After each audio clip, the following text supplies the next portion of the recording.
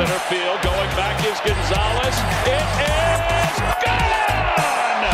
Two-run home run by Schwarber. Stays put, and there's a high fly ball. Deep right field. Harper watches it fly.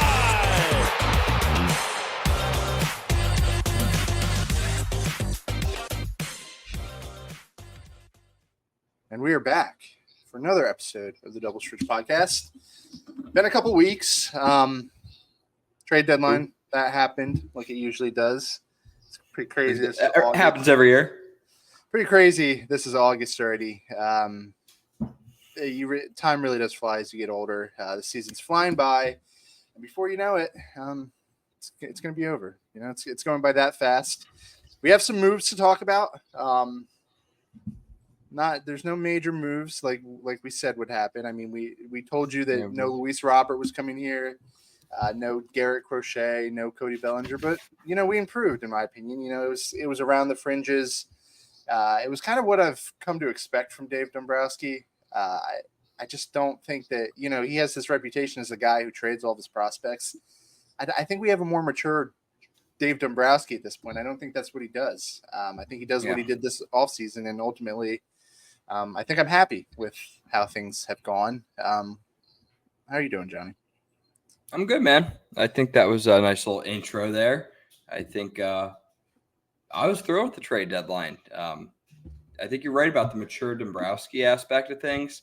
I think most people should know by now, based off Dombrowski's decision-making at the past couple deadlines, is that they want to win more than just the year we're in. I mean, they want to continue to win. They want a dynasty. Like, they don't want to, they believe in this team and they're not going to sell everything just for one World Series. They want to win for decades. And You're right. We got marginally better. And that's what great teams do. Yeah. I mean, going into the trade deadline, you have the best record in baseball. You don't need to do anything dramatic. You don't have to sell the farm because this is a make or break year. You have a good team that was playing well, and you know, you can improve where you think you can find value, and I think that's exactly what he did. Let's start. I might get the order wrong with these because, you know, I'm getting older. My memory is a little, you know. Oh, you're not. Come on, man. Austin Hayes was first, right? It was. Yeah, actually, I thought. Look at you. I saw you thinking about it over there, making fun of me. I know. I wrote it down. I kind of thought it was Esteves. Was it? It might have been Esteves. Damn, we are old. Dude, this is what I'm saying. I think it was Esteves. Holy shit. I think, I don't know. Let's just pick one to talk about first. Jesus. Esteves. Let's pretend Esteves was first. Don't come at us if we're wrong. Okay. Carlos Esteves, who was the Angels closer, kind of started his career in Colorado, which obviously is purgatory for pitchers.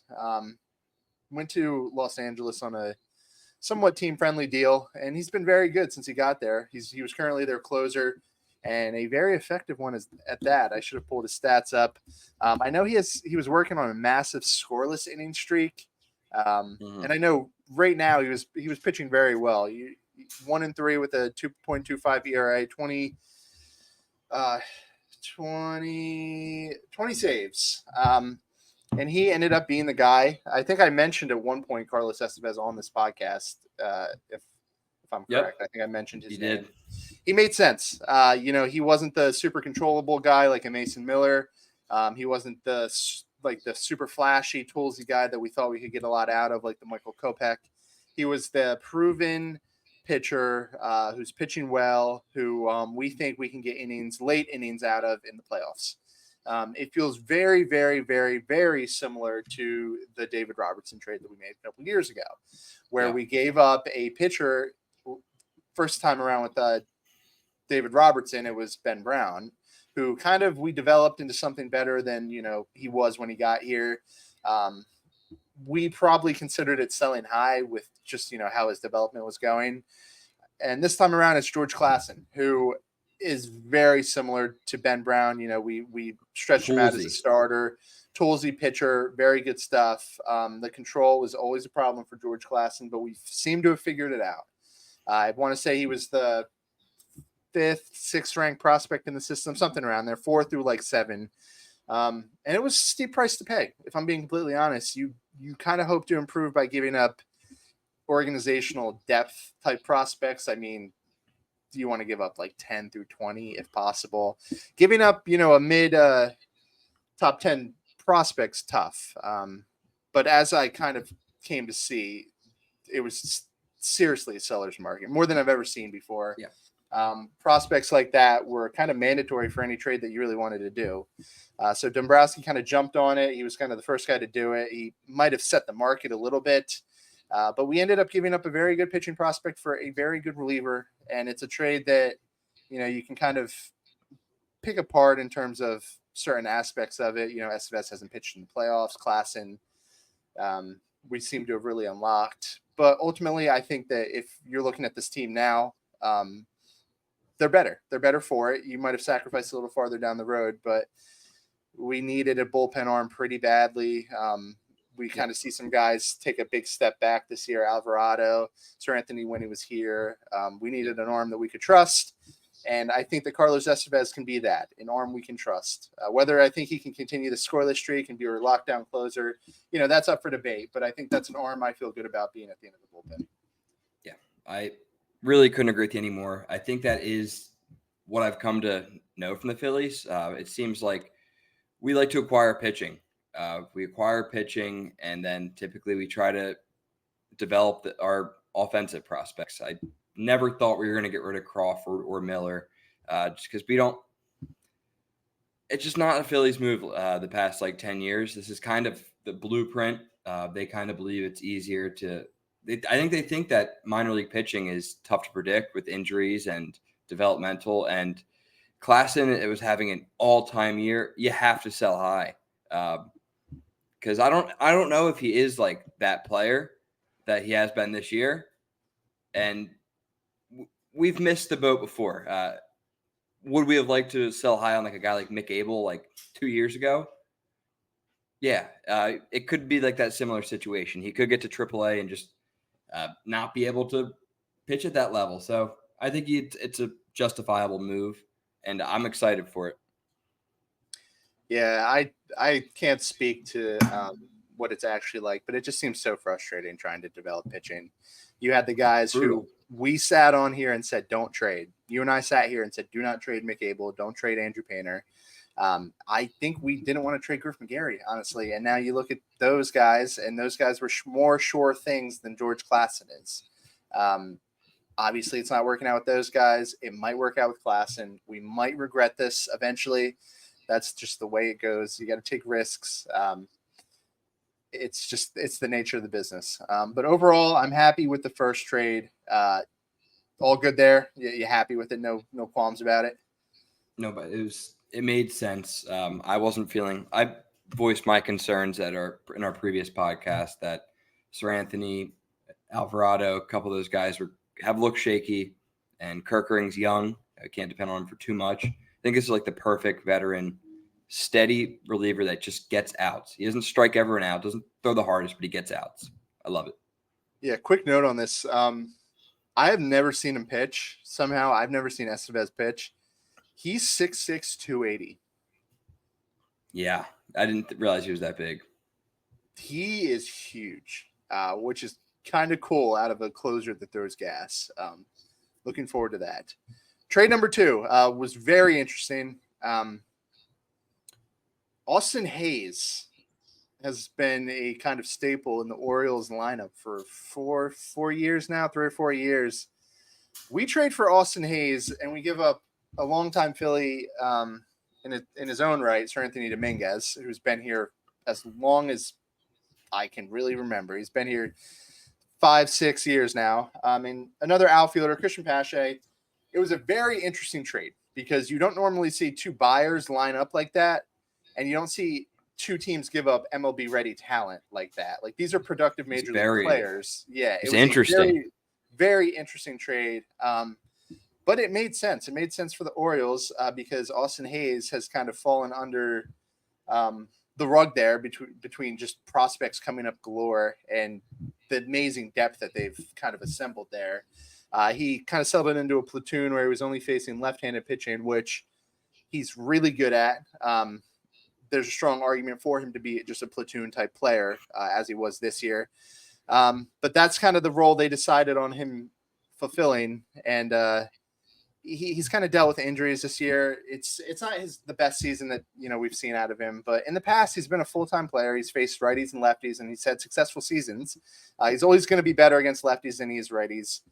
So it's kind of a strange balance they're kind of trying to strike here between bringing in a platoon type player that they think can be more. But that's Austin Hayes. And then on the other side, we give up a long-time reliever, Sir Anthony Dominguez, who we were never quite able to unlock. We've seen flashes of Sir Anthony that can be just one of the most dominant relievers in baseball, but we couldn't get it to stick. And it probably never was going to stick here in Philadelphia. I think we've kind of exhausted all of our options there. And Christian Pache, who, as we've said before, is just Rojas in another form, and that makes him very redundant on this roster. So we traded 2 fringy type players for someone we think can be a full-time left fielder. And once again, it's creative, makes sense. I like it. Yeah, I think following the Esteves deal, I think it just made too much sense that Sir Anthony kind of his leverage spots are phased out. Didn't need him, and the O's did. Pache, I mean, you know my feelings on him. We had twins out there, and him and Rojas, and Austin Hayes is interesting. I mean, I've been looking a lot into it, and it feels like he's going to be like the starting left fielder. And it seems like it's going to be that Rojas Marsh platoon for the rest of the year in center field. I think I like it. I think he's the type of, because our biggest issue, it's been the right-handed strikeouts in the playoffs. I think he's the contact first outfielder we've kind of missing, like that Mark Canha type of feel we were talking about not too long ago, like a guy that just gets the bat on the ball and makes stuff happen that way. He's not the flashiest player, like he's not like Castellanos or the Harpers and those guys, but he sprays some hits around, plays three outfield positions. Controllable for 1 year on top of this, so this isn't just a half season thing, which I think is big. But I also think I think it's going to spell the end to Brandon Marsh facing left-handed pitching. I really do. I think probably it's I don't know what the future holds for Brandon Marsh, but I think that the days of experimenting to see if he can be a full-time player are probably going to come to an end. And I don't know how I feel about it. I think it's already been over, Josh. Yeah. I was holding out. Look at how many times he started against a left-handed pitcher this year. It is not a lot. It's very, very slim. It never really was given a chance to go, and I don't think we're ever going to see it. At least not this season. And I think they finally accepted that Rojas is probably not a full-time player either. But I think that if you combine the two, I think center field's in good shape ultimately, between Rojas' defense being out there against lefties and Marsh's bat being in there against righties. Hayes is going to be very boring. I think you said it very well. He's not flashy. He's probably going to be just that guy you kind of forget's even out there, but he's a guy he's a guy who fills out a roster very well. He's a guy you could play at the bottom of the lineup. I think we saw him up in the 2 spot, move him around a little bit. He has a good approach when he's up there. He doesn't strike out too much. There's some balance. I like it. I think he'll fit well too. So I'm 2 for 2 so far on trades. Yeah, it's not a sexy move, but we did get better from it. Yeah, and I think ultimately Sir Anthony was not going to get the high leverage situations that we intend to be in. They lost trust in him, and it was just a matter of time before he was a middle reliever here. And Pache, I don't think he's that much worse than Hayes, but I just think the role he plays on a team didn't fit us, and I think the Hayes type of role does. Yeah. And I did see Pache got designated for assignment today. Yeah, feel bad for Pache. He's bring him back. Bring him back. That would be funny. Just came right back. He's a very talented player, and from what I understand, he was a good clubhouse guy too, right? Tough to lose those, but we're focusing, on the on-field product, and Austin Hayes makes the team better. So on to number 3. Oh man, dude, you're testing me here. I want to say it was Tanner Banks. Was it Tanner Banks? I think Soto was first, but they're right around the same time. All right. Let's go with Tanner Banks because I said it first. White Sox reliever, not the White Sox reliever that has been mentioned, or the reliever turned starter. Not either of those guys. Tanner Banks was somebody who I literally did not even know about until I saw the report. If you're someone who knew Tanner Banks, you're a diehard baseball fan. Props to you on that. Kudos. Lefty, he's going to fill the role of Gregory Soto, I guess, kind of the left-handed multi-inning type reliever. His stats are nothing crazy, pretty similar to Soto. But the one thing that he does really well, and I think that's going to kind of be what he settles into, is he carves up left-handed batters. He's extremely effective against them. He has a 190 FIP. Lefties hit 184 against him with a 33% strikeout rate. He kind of fits the mold of a left-handed reliever better than Soto did. I think that, if you have a bullpen with Alvarado and Strahm, and there's going to be another lefty in that pen, it should be someone who's like nails against left-handed batters. So he's pretty much a left-handed specialist as far as I'm concerned. They said they're holding out hope that he could one day be stretched out into a starter again. He's already 32. I'm a little suspect of that entire idea.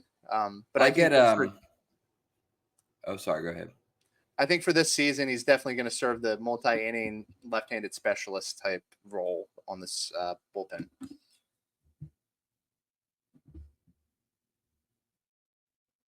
Enthusiast, because I'm back, right? Now you're frozen, but yeah, I'm not going to pretend I'm a Tanner Banks enthusiast over here. But I kind of feel like he might end up being like an opener at some point in time. Yeah, you know how yeah. But I think he's obviously gonna be like go against lefties out of the bullpen. But he feels like the kind of guy, if we're a little bit short in the rotation, they might try to do what the Brewers did to the lefties in our lineup and throw that one lefty out there for an inning or two. The one thing I will say, I think he offers Thompson a lot more flexibility. And I think that there's a lot more we can do with him than we could with Soto. Throughout his time here, I don't think we ever really knew what to do with Soto. I'm sure you saw the reports today. He wanted to probably close here. I think that's kind of what he wanted to get at. And if he wasn't closing, he definitely wanted to be high leverage. We were always since he got here, he was in a pretty stacked bullpen. He never settled into, the eighth inning that he wanted or the ninth inning. We always kind of treated him as a middle reliever. He wasn't comfortable there. He wasn't effective there. It might have been a mindset thing. In my opinion, I don't think we really knew how to unlock him. There just seems to be I don't think the Tigers really unlocked him either. He's a guy with a really good arm and stuff that he doesn't really know how to use. That's not to say that there's not a team that can figure it out, but we probably weren't going to figure it out, and we weren't giving him the leverage chances that he wanted, and he wasn't taking to the roles that we needed him to do very well. So it just seemed like a marriage that was destined for failure. I didn't know about all that stuff as it was going on, but just reading about it's pretty fascinating. Apparently there's other guys who aren't huge fans of their roles either. I don't know who. Kind of makes me think Sir Anthony might have been too. Those are guys with really good stuff who think they can probably close out games. But yeah, Banks is going to be able to be a multi-inning guy. Soto couldn't. Banks is going to be able to face lefties more effectively than Soto could. Soto splits really weren't that good. And yeah, Banks might even be able to open games for us, maybe even start eventually. So I think it's just swapping out an arm for an arm that makes more sense. No, you're right. The flexibility aspect of that does make more sense. Yeah, Soto being in our bullpen kind of felt like putting a circle in a square hole. I don't think it was ever really committed to. And Tanner Banks is a guy, he's not going to expect to be our closer. He's going to try to help out the team. And we have enough talent at the top of that bullpen where that's fine. It's exactly what we need. Yeah, I don't know how Soto's going to like Baltimore either because he's not going to close there. Well, he'll be reunited with our good friend Greg Kimbrell. Yeah, he's just going to get – yeah, that happened last year to him. Craig Kimbrell was closing, so he couldn't close, and it's just going to happen again. And they have Cano. Maybe he'll get some more high leverage, and, I hope he does. I'm upset that it never worked out how we kind of envisioned, but, it's baseball. It's baseball. It sure is. At number The final. 4, I guess we kind of just talked about it. Yeah, we just did. I was just thinking that. Yeah. No, number 4 was okay. So number 4 was Gregory Soto, who we just rambled on about for 5 minutes. For Orioles, number 8 prospect Seth Johnson. I got that name right? Seth Johnson. Great Moises prospect, honestly. Moises Chase. Is that how you pronounce his last name? I haven't heard his last name said. Yeah, that's okay. what I heard it on the radio today. Seth Johnson, 25 in Double-A. Pretty highly ranked in a Baltimore system that's deep, like pretty deep system. So that's very interesting, giving up kind of a spare part at this point for an intriguing arm. And then Chase is funny because I went to the Blue Claws game on Saturday, and guess who happened to be starting for the Orioles single A affiliate that night? It was Moises Chase. And I go to a lot of Blue Claws games, and you're not used to a ton of velocity at that level. And I was in the outfield, and the glove was popping, and I kept looking up at the scoreboard, and kid was hitting 97. And 97 in high A is gas. That is gas. Gas. So that's a very interesting arm. It's just ironic that, the Blue Claws face him and we trade for him next 2 days. Kind of makes me wonder if the Blue Claws manager got on the phone and is like, Dave, ask for this guy. Dave, you got to see this, Dave. This kid's hitting 95 and hitting 97, and he's 21 or whatever age he is. It was a very interesting trade. This might be my favorite, honestly. I love these type of trades where buyers sell because there's value to be found. We gave up Klassen, which kind of hurt. We trade for 2 more intriguing arms. It's it's replenishing and retooling, and Dombrowski's balancing so many different things here at once.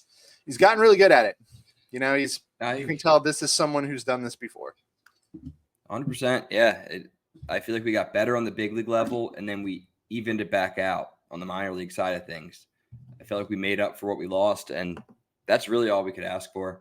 Neither of us expected us to go out and trade our top 3 prospects and get Luis Robert. I don't think that was ever going to happen. I know a lot of us we've been spoiled with the big moves. We've gotten Turner when we didn't think we had a chance. We got in the Harper why would he come to Philly? And we just thought that we've gotten spoiled with the big moves. That's it. And people need to chill the hell out because that's not how it works typically. We've just had a really fun couple of years.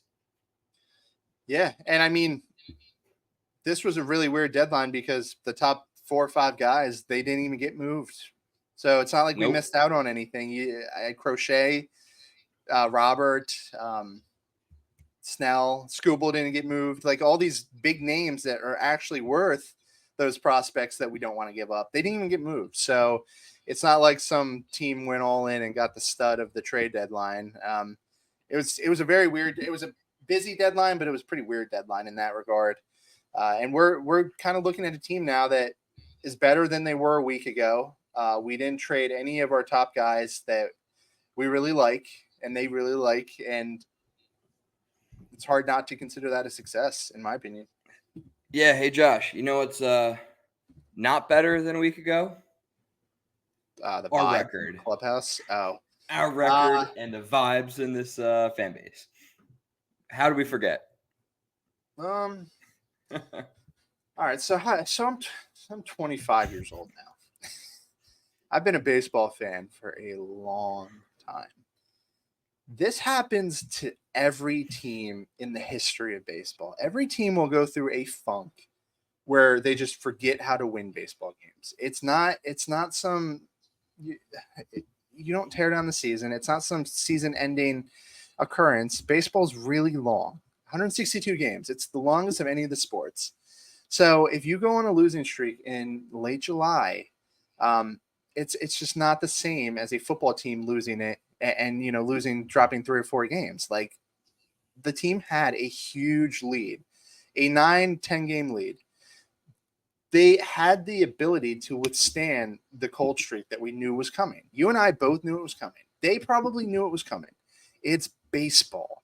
It's going to happen to everybody. The Texas Rangers last year got off to a crazy good start. They were the best team in baseball through May, through June. And what happened to them? They went ice cold. They lost the division. They got hunted down by the Astros.